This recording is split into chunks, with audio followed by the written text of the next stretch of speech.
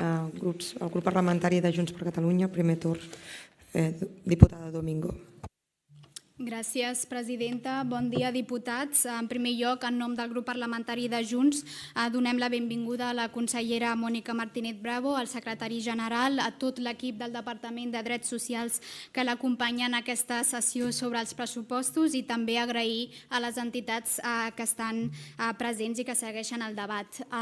Jo sí que començaré la meva intervenció posant en context aquest debat. Jo crec que, en primer lloc, ens agradaria, consellera, demanar-li humilitat perquè tant nosaltres com vostè sabem que aquests pressupostos arriben un any i mig tard, malgrat la propaganda, el ball de números que hem vist. La realitat és que aquest govern porta un any i mig sense l'instrument més important per poder governar i fer polítiques socials reals. Van renunciar a presentar els pressupostos el 2024 i van tornar a renunciar el 2025 i ja som a primera setmana de març del 2026 i ens presenten uns pressupostos al Parlament que no tenen el suport per aprovar-se. Nosaltres, com han fet els grups parlamentaris d'Esquerra Republicana i altres grups, ja hem registrat una esmena a la totalitat als pressupostos, però més endavant jo explicaré que aquesta esmena també és el model de país que ens presenten. Per tant, crec que s'han quedat sols avui, sols amb els comuns. Per tant, la primera pregunta que li fem és la següent. Si avui no tenen el suport dels seus socis, per què no van presentar els pressupostos a la tardor del 2025 o a la tardor del 2024? Des de l'inici de la legislatura hem alertat que aquest govern és un govern feble, sense una majoria parlamentària estable, i sabem que vostès sols no poden aprovar aquests pressupostos. Per tant, ens han presentat uns pressupostos que estan condicionats per comuns.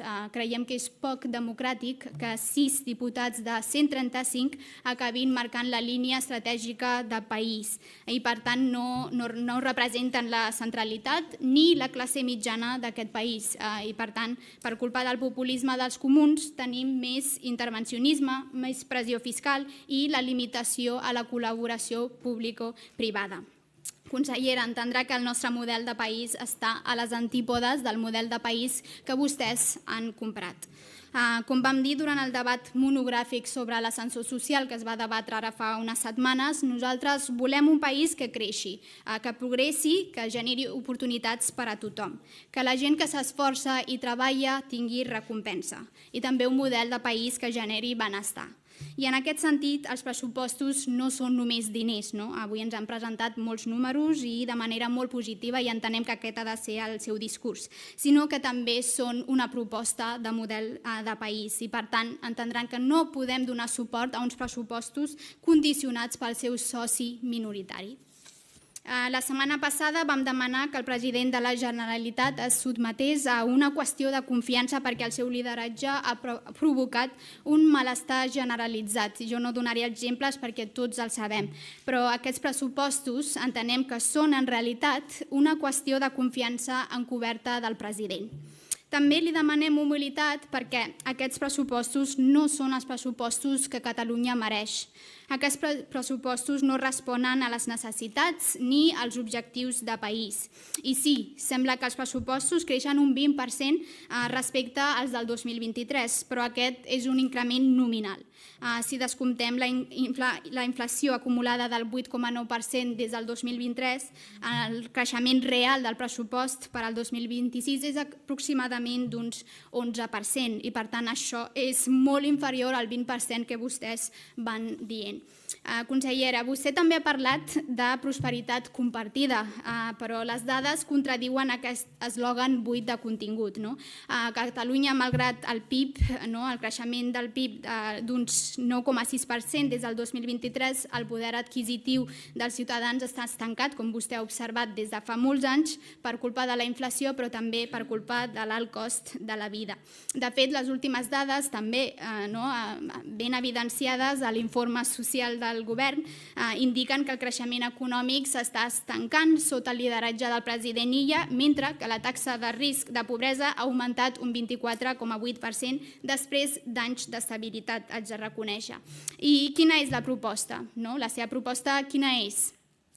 que els ciutadans paguin més impostos, en comptes de reduir l'infrafinançament crònic que pateix Catalunya. De fet, la Comissió d'Estudis sobre el deute històric del 2023 va calcular que el deute històric de l'Estat amb Catalunya és uns 375.000 milions d'euros només per a polítiques socials. I, per tant, en aquest sentit, aquest pressupost no permet avançar substancialment per solucionar el dèficit fiscal en l'àmbit social i que estem en un context de creixement poblacional desmesurat i, per tant, aquest pressupost el que fa és només posar petits pedaços. És cert que Drets Socials és un dels departaments que creix més en valors absoluts, és el tercer departament que creix, el 2023 s'hi va destinar 3.318 milions d'euros i el 2026 s'hi destinen 4.248 milions d'euros del total del pressupost. Però si comparem els pressupostos del 2026 amb el 2024, 2025, que d'alguna manera reflecteixen la necessitat real, veiem que aquest augment és, de fet, una diferència molt simbòlica. Després de mirar el detall, veiem que el pressupost no és suficient per materialitzar les prioritats d'aquesta legislatura, com són la reforma del sistema d'atenció a la protecció a la infància, la desinstitucionalització del sistema d'atenció a la dependència i discapacitat, la reducció de la pobresa, la salut mental i també la garantia de l'emancipació juvenil. Tots aquests, més endavant jo entraré en fons i els comentaré. Però la pregunta clau que ens hem de fer és de què serveix augmentar en termes absoluts el pressupost si no es pot garantir una millora qualitativa de les polítiques socials. La majoria del pressupost es destina a protecció social, mentre que només es destinen 70 milions per la promoció social. I tot i així, malgrat aquest augment, és un pressupost limitat i a més es troba que la inversió en política social és per sota la mitjana europea. Jo voldré fer uns dos comentaris abans d'acabar la meva primera intervenció perquè crec que és també important que després d'un posicionament polític entrem amb els temes concrets del pressupost de drets socials. Però en primer lloc el que més ens preocupa és que aquest pressupost no reflecteix el compromís polític amb la desinstitucionalització del sistema d'atenció a la dependència i discapacitat. Sí, ens ha explicat que hi haurà inversió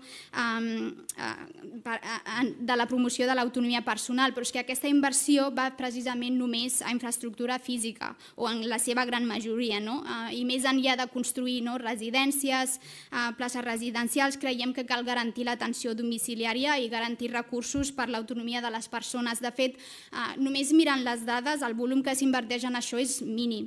Per això creiem que, per exemple, en concret, la prestació d'atenció personal de 717.000 euros queda en paraules i prou. I en vida independent, la xifra de l'assistència personal és massa petita per ser una palanca de canvi. Què és això, un canvi de model, el que necessitem? Per tant, no es construeix un model i simplement es va atendre els casos comptats. I això no encaixa amb el relat de transformació que ens han venut. També ens sorprèn, de fet, després de mirar les dades que teníem, que ens doni aquesta dada clau, que és que es dona el 96,5% del pressupost s'inverteix en les persones. Però és que quan es mira en detall i s'aterra, això costa molt de creure, francament. Finalment, pel que fa a la millora del sistema de valoració de la dependència, també s'ha dit que s'invertiran 25 milions d'euros. Nosaltres proposem que hi hagi una partida més gran, juntament amb un pla per reduir la llista d'espera per a la discapacitat intel·lectual de manera progressivament. Entre els objectius del programa 315, per exemple, la promoció de l'autonomia personal figura el d'assolir que s'assoliran 10 mesures inicials per implementar el Pacte Nacional pels Drets de les Persones amb Discapacitat. També estaria bé si ens pogués explicar quines seran aquestes mesures, perquè la veritat costa molt entrar en el detall de moltes d'aquestes propostes. També ens sembla molt bé que s'augmenti la dotació pressupostària per l'increment de tarifes per l'equiparació salarial. És un pas molt important. Nosaltres li hem donat suport durant tota aquesta legislatura, però des de Junts creiem que cal un pla d'equiparació salarial plurianual amb un calendari clar i definit, i sobretot el que sí que ens agradaria saber és d'aquests 150 milions d'euros que es destinaran per a aquest model nou que ens ha presentat, quina part anirà a l'equiparació salarial, quina part anirà a l'increment anual d'aquests mòduls i tarifes. I finalment, jo crec que és un missatge importantíssim, i és que aquests pressupostos haurien de ser molt més ambiciosos pel simple fet que aquí dins del Parlament estem treballant múltiples lleis en l'àmbit de drets socials que si no tenen una dotació pressupostària específica no es podran desplegar. I estem parlant de la llei de sensellarisme, estem parlant de la llei del tercer sector.